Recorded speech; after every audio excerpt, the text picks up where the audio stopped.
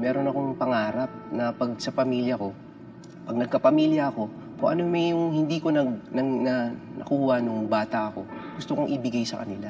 Bali po kasi, yung chances po kasi dito, hindi naman po ako ma-promote for regularity. After my graduations, bumiyahin na ako ng Singapore. Nandun ang opportunities ko in order for me to, I could say, fight for a living na magbigay ng magandang kinabukasan ng anak namin. Kasi dito sa Pilipinas, not enough yung yung sahod as being is food server or bartender. So yung wage ko po sa dalawa kong anak, single mother, hindi ko po kayang masustain kung ano po yung kailangan nila. So nag-decide po akong magsumubok sa abroad.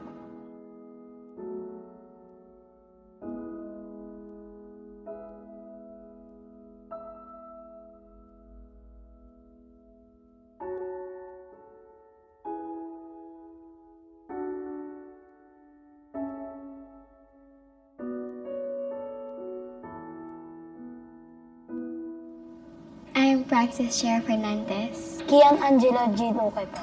Ang pangalan ko po ay si Timothy James R. Cortez po. My mom is a flight attendant. I'm very happy for her because she is traveling. How about your dad? He also worked abroad. Excited po siyang umalis po tapos sobrang saya niya po. Sana maging masaya po yung mama ko na magkatrabaho na po.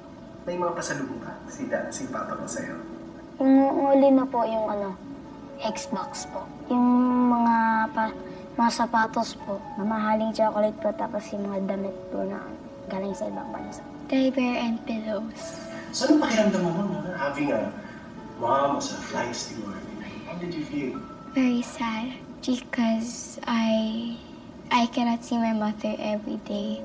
Sometimes I feel that she doesn't love me, but she said that she loved me.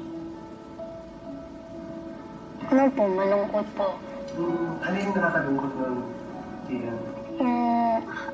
Aalis na po si Papa. Yung pagpasok niya po sa airport, lumuha po yung mata ko, tapos nalungkot po ako. Gaano kalungkot? Sobra po.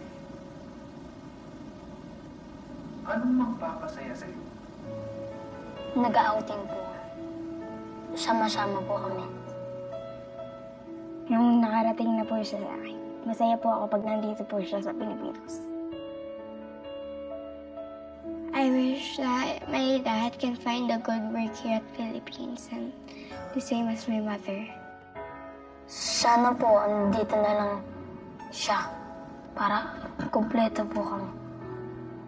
Ano po, magtrabaho na lang po sa Pilipinas para hindi na po umalis papunta sa iba't ibang lugar po.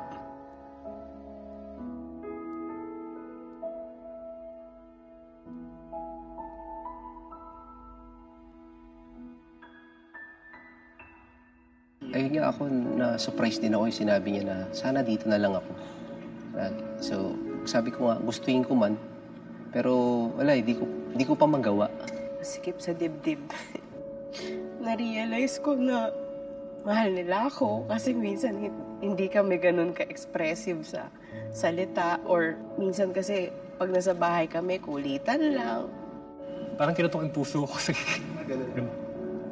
Sana nga, nandito ako, ganun. Masakit kasi I'm away from her actually. Especially ngayon, narinig ko galing sa kanya.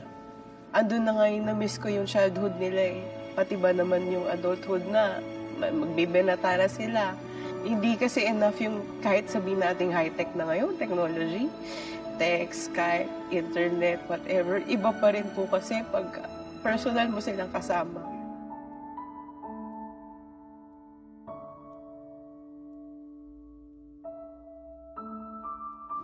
Love you.